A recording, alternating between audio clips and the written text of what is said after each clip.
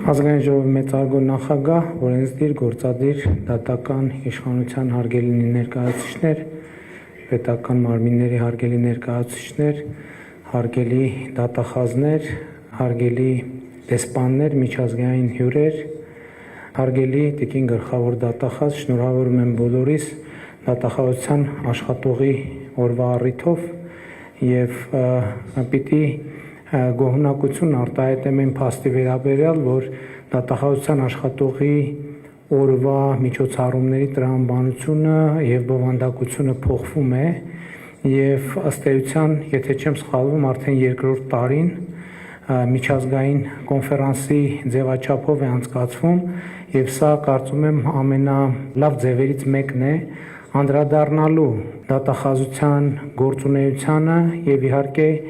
կիսելու փորձը մյուս գործընկերների հետ եւ մյուս գործընկերներից լսելու իրենց փորձի մասին, որովհետեւ օրենքը, իրավունքը զարգանում է եւ ինչքան մենք լինենք միջազգային հաղորդակցության մեջ, այնքան ավելի արդյունավետ կլինենք Հայաստանում արդարության եւ արդարադատության հաստատման, թույլ տվեք ասել, համաժողովրդական ակնկալիքը իրականություն դարձնելու ճանապարհին։ Այս տարվա քննարկումը նվիրված է ապօրինի գույքի բռնագանձման համակարգին եւ դրա հետ կապված մի շարք հարցերի, եւ ես ուզում եմ առիթը օգտագործել մի կարևոր իմ կարծիքով թյուր ըմբռնում պարզաբանելու համար։ Կա ընդհանուր ընկալում եւ այդ ընկալման պատճառները պարզ են, որ ապօրինի գույքի բռնագանձման համակարգը եւ ինստիտուտը ուղղված է կամ գործում է նախկին պաշտոնյաների գործունեության համատեքստում, բայց թույլ տվեք ասել, որ սա թյուր ըմբռնում է, որովհետեւ ապօրինի գույքի բռնագանձման համակարգը իրականում ընթացիկ հակակոռուպցիոն պայքարի կարևորագույն գործիքներից եւ միջոցներից մեկն է, որպեսզի այս պահին գործող պաշտոնյաները այդ ազդակը ստանան, որ գույքի նկատմամբ անառողջ եւ ոչ օրինական ուշադրությունը ինքը հեռանկար չունի, որովհետեւ այս պահից պետք է կանխատեսելի լինի, թե դա ինչի է բերելու եւ ինչի է հանգեցնելու, եւ այս առումով ապօրինի գույքի բռնագանձման ինստիտուտը, որի լիարժեք գործարկման հարցում իհարկե եւ ժողովուրդը եւ կառավարությունը մի քիչ անհամբեր են, այնուամենայնիվ հակակոռուպցիոն քաղաքականության, կառավարության եւ կառավարող մեծամասնության շատ կարեւորություններից մեկն է եւ այս առումով ուզում եմ ընդգծել, որ ինձ համար որպես վարչապետ ամենաանհանգստացնող փաստերից մեկը այն է, որ հակակոռուպցիոն քաղաքականությունների մեջ եւ այդ թվում միջազգային վարկանիշերում մենք որոշակի լճացման փուլում ենք հայտնվել, տենց մի քիչ այդ լավ է, որ մի քիչ հետ են գնում, մի քիչ առաջ են գալիս ու տենց ինչ որ տեղապտույտի վիճակի մեջ են, բայց սա իրականում անհանգստացնող փաստ է, որի հետ մենք որևէ կերպ չենք կարող համակերպվել, որովհետեւ մեզ համար սկզբունքային է, որ մենք հակակոռուպցիոն քաղաքականության ոլորտում անընդհատ եւ սկզբունքային եւ հետեւական առաջընթաց արձանագրենք եւ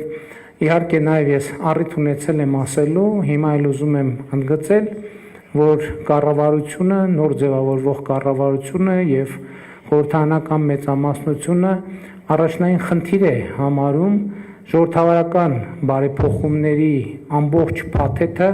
պայմանական ասած վերագործարկելու կամ թարմացնելու կամ ռեստարտ անելու պրոցեսը եւ սա շատ կարեւոր է մեզ համար։ Իհարկե նաեւ մենք ունենք մի խնդիր, որը նաեւ այդ թվում դատախազության գործընկերների հետ համագործակցությամբ պետքա լուծենք արդարադատության մարմինների, կառավարության, խորհրդարանի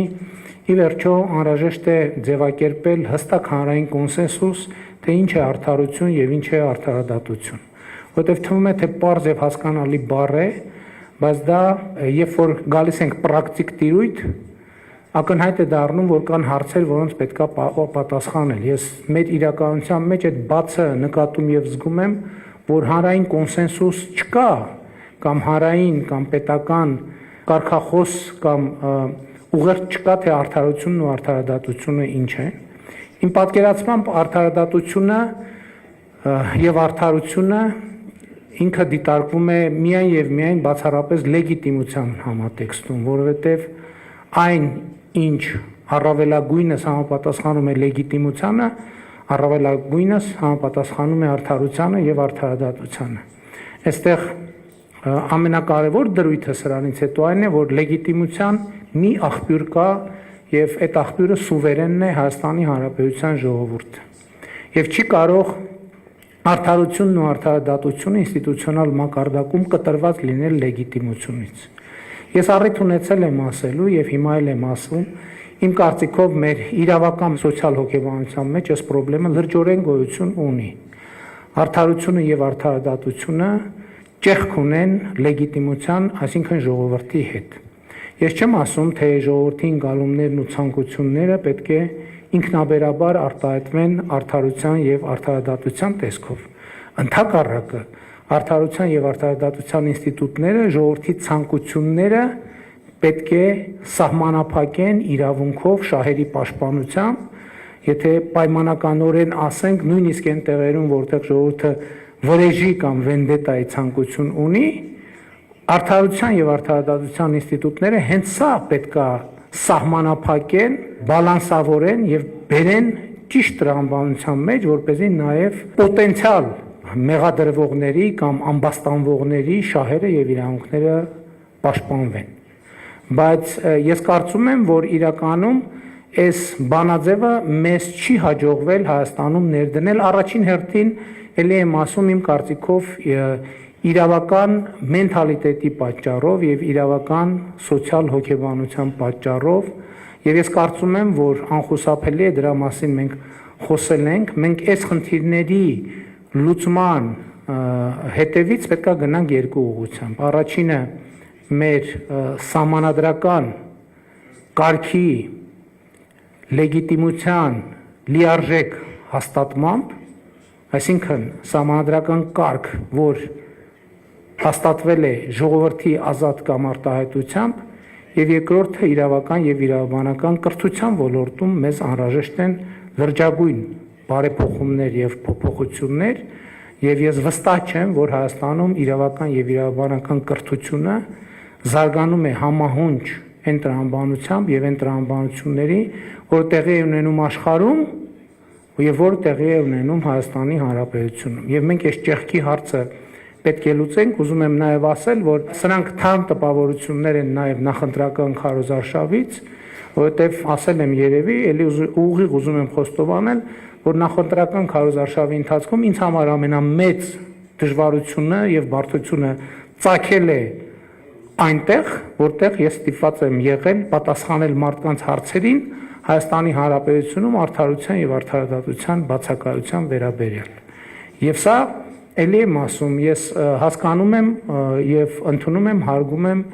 իշխանությունների տարանջատման, բաժանման սկզբունքը, բոլոր միջազգային չափանիշները եւ այլն եւ այսպես շարունակ։ Բայց նաեւ դատական համակարգի ներկայացուցիչների հետ եմ այս թեման քննարկել, նաեւ տարբեր իրավապահ մարմինների հետ եմ այս թեման քննարկել։ Ի վերջո բոլոր այդ ոլորտին վերաբերող հարցերը հնչում են ինձ, ոչ մեկ ամենայն հարգանքով, ոչ մեկ օրինակ կամ եթե ոչ մեկ շատ քչերն են գոնե թե փողոցում, երբ որ դատախազը կամ դատավորը քայլում է, իրեն կանգնեցնում, ասում են, բա այս երկրում ինչի արդարություն, արդարադատություն չկա։ Այդ բոլոր հարցերին պատասխանում եմ ես կամ քաղաքական ներկայացուցիչները եւ ես ակնկալում եմ, որ Հայաստանում դատաիրավական համակարգը ինձ մատակարարի այդ հարցերի պատասխաններով, որովհետև պետք է ուղիղ ասեմ, ես այդ հարցերի պատասխանները չունեմ, այդ հարցերը իմ մոտ են ծագում, բայց այդ հարցերին պատասխանելիս կամ այդ հարցերը բարձրացնելիս նաև ես եմ կաշկանդված իմ լիազորություններով եւ իմ լիազորությունների սահմանով, բայց քաղաքացին Հայաստանի ժողովուրդը ոչ մի բանով կաշկանդված չի։ Նա ունի հարցեր եւ այդ հարցերին պետք է տրվի պատասխաններ։ Եվ ամենատարբեր օբյեկտիվ եւ սուբյեկտիվ պատճառներով ես նախորդ 8 տարիներին անընդհատ հասկացել եմ, որ դեռ էլի ինստիտուցիոնալ զարգացումներ, դեռ էլի բարեփոխումներ եւ այլն եւ այդպես շարունակ, բայց ուզում եմ ասել նաեւ, որ Հայաստանի կառավարությունը իմ կարծիքով Հայաստանում արդարության եւ արդարադատության հաստատման համար ըստ էության բոլոր այն հարցերը կամ հարցերի առնվազն մեծամասնությունը, որ կառավարության առաջ դրվել է, մենք այդ հարցերը լուծել ենք։ Եվ հետևաբար այդ հարցերի եւ լուծել ենք նաեւ ժողովրդին անընդհատ դա բացատրելով, որ մենք այս բոլոր որոշումները բարդ սոցիալ-տնտեսական պայմաններում կայացնում ենք ոչ թե պաշտոնյաների, այլ ժողովրդի համար, որպեսզի ժողովուրդը տեսնի դրա արդյունքը, տեսնի, որ Հայաստանում կա արդարություն եւ արդարադատություն։ Իսկ այսօր կներեք իմ կարծիքով Հայաստանի Հանրապետությունում արդարությունը կամ արդարադատությունը հասանելի է էլիտաներին, միայն էլիտաներին։ Նրանք ովքեր ունեն փող, նրանք ովքեր ունեն կապեր, նրանք ովքեր ունեն մեզ համար անտեսանելի պատմություններ։ Եվ սա լուրջ ֆունդամենտալ պրոբլեմ է, այդ պրոբլեմին պետք է անդրադառնանք, չկա ուրիշ տարբերակ։ Չկա ուրիշ տարբերակ եւ ես կարծում եմ, որ նաեւ մենք պետք է հստակ առերեսվենք այս խնդրին։ Եթե արդարությունն ու արդարադատությունը հասանելի է էլիտարներին, ուրեմն դա չկա ուղղակի, չկա։ Ասենք ենթադրենք որևէ սպանություն անզգուշա, թե դիտավորյալը կախված է նրանից, թե ով է արել։ Ասենք ում եղբոր տղան է, ում սանիկն է, ում քավորն է, ինչքան փող ունի, ինչ մեքենա է քշում։ Սա պրոբլեմ է։ Եվ եթե կառավարությունը, ես բնականաբար դա չեմ տեսնում,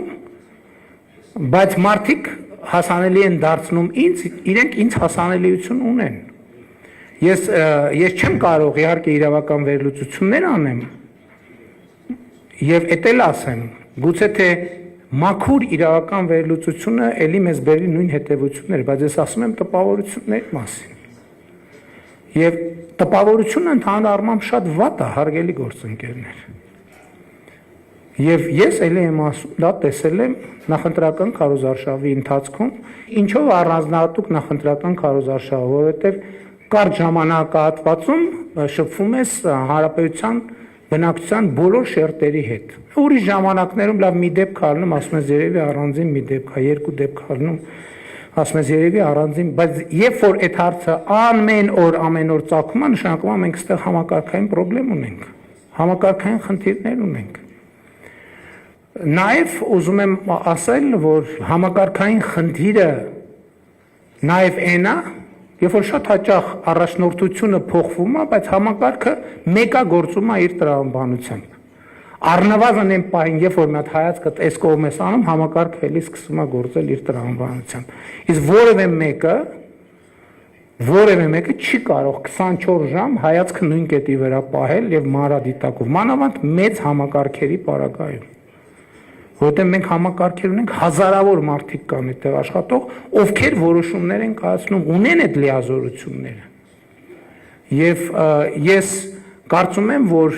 որ սա էլ մի հարց է, որին մենք պետք է անդրադառնանք, եւ իհարկե հիմա մենք փառք Աստծո ապօրինի գույքի բռնագանձման համակարգով մենք այսօր արդեն ունենք օրինական ուժի մեջ մտած դատավճիռներ եւ մենք դա տոնում ենք, որ ի վերջո համակարգ եկել է տեղը հասել։ Բայց եկեք այդտեղ խոստովանենք, որ համակարգի լիարժեք գործարկումը ինքը շատ երկար է տևել իրականում։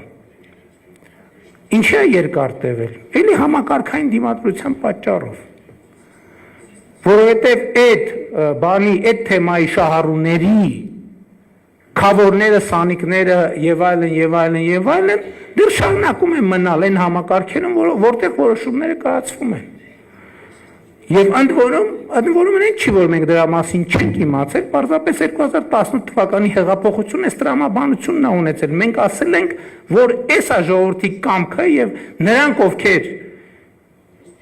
այդ կամքի տրամաբանությամբ կարող են եւ ուզում են գործել, յուրաքանչյուրը պետք է ունենա շանս։ Բայց ճիշտ է, մենք ձև ենք արել, տենց ասել ենք, չենք ուզեցել սրել, բայց մենք պետք է հարց տանք մեզ, այս 5 տարի ինչի ենք սենց անընդհատ ինչի ենք պատտվում նույն կետի վրա։ Այս ստորակետը ոնց որ այդ լավ չի, մի հատ տանենք Վենետիկի հանձնաժողովով, մի հատ է պատտենք մարդու իրավունքների եվրոպական դատարանով, կոնֆերանս անենք եւ այլ տեսնենք այս ստորակետը ճիշտ տեղում է դրած, թե ճիշտ տեղում չի դրած։ Հետո պարզում են, որ չէ ճիշտ տեղում չի դրած, եւս 2 տարի քննարկում, թե այնուամենայնիվ ստորակետը մի բառ առաջ պետքա տանենք, թե 2 բառ։ Իհարկե ես մեծ հարգանք ունեմ ստորակետների նկատմամբ եւ ամենևին չեմ թերագնահատում դրանց դերը, հատկապես իրավաբանության մեջ։ Բայց այնուամենայնիվ մենք պետք է արագ գործենք։ Եվ այդ թվում այս նախընտրական քարոզարշավը եւ ընտրությունները ձևակերպել են հարցեր։ Եվ այդ թվում դատա իրավական համակարգ այդ հարցերին պատասխանելու երկար ժամանակ չունի, որովհետեւ եթե այդ հարցերին չհնչեն պատասխաններ, կոնկրետ այդ նշանակում է Հայաստանի դատա իրավական համակարգը սաբոտաժի է ենթարկում այդ հարցերին պատասխանելը։ Սա արդեն քաղաքական իրադրություն է եւ այդ քաղաքական իրադրությունը պետք է հասցեագրվի քաղաքական ճանապարհներով։ Բայց մյուս կողմից ես հավատում եմ եւ հույս ունեմ, որ այս ժամանակաշրջանում այդ ըմբռնումը բավականին հուսալի, հենարան ձևավորել է Հայաստանի Հանրապետության դատաիրավական համակարգում։ Հակառակ դեպքում նույնիսկ այսպիսի ժամկետներում այդ համակարգային դիմադրությունը հնարավոր չէր լինի ճեղքել եւ process-ը կմտներ փակուղի։ Բայց լավ լուրն է նա, որ process-ը փակուղի չի մտել եւ ելք միշտ էլ կա։ Եվ ես հույս ունեմ, որ այդ թվում այսօրվա քննարկումների ընթացքում, այդ թվում մեր միջազգային գործընկերների աջակցությամբ մենք այդ ելքերը կգտնենք, որտեղ շատ կարևոր է եւ ես էլի ուզում եմ ընդգծել, այս ամեն ինչը ինչ որ ասում եմ, իհարկե որևէ բան, որևէ միլիմետրով չպետք է շեղվի մեր միջազգային ստանձնած պարտավորություններից եւ ինչպես մենք ընդունված է ասել եվրոպական այն ստանդարտներից, որը մենք ուզում ենք, որ Հայաստանի Հանրապետությունում գոյություն ունենա։ Եվ սա մի օրակարգ է, որի հետ այդ թվում մեր միջազգային գործընկերների հետ մենք համագործակցությունը հույս ունեմ հնարավորինս կընդլայնենք։ Վերադառնալով դատախազության աշխատողի օրվան, ուզում եմ շնորհավորել դատախազության բոլոր աշխատողներին, նրանց ընտանիքի անդամներին, մեծերին եւ փոքրերին, եւ շնորհակալություն հայտնել կատարված աշխատանքի համար եւ իմ աջակցությունը հայտնել բոլոր այն դատախազներին, ովքեր իրենցն են համարում Հայաստանի Հանրապետությունում արդարադատություն եւ արդարություն հաստատելու օրակարգը համաձայն այն տրամաբանությամբ, որ այդ թվում արդարությունը եւ արդարադատությունը պետք է բխեն լեգիտիմությունից, սուվերենից, որը է Հայաստանի Հանրապետության ժողովուրդը։ Կրկին շնորհավորում եմ եւ շնորհակալություն։